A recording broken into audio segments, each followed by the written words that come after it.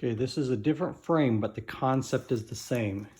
You're putting your graphic in, you want to take the fabric here, you want to roll it so the silicone edge will be facing down in the frame. This is being up or out.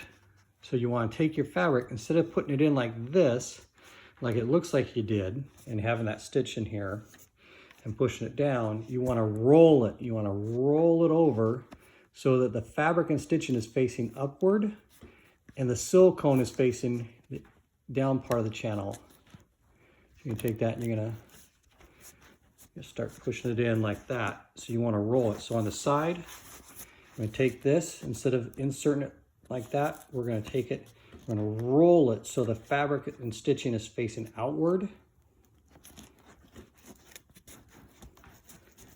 And start putting it in. Well, that would tuck in later, but so you always want to roll this so it's always rolling around.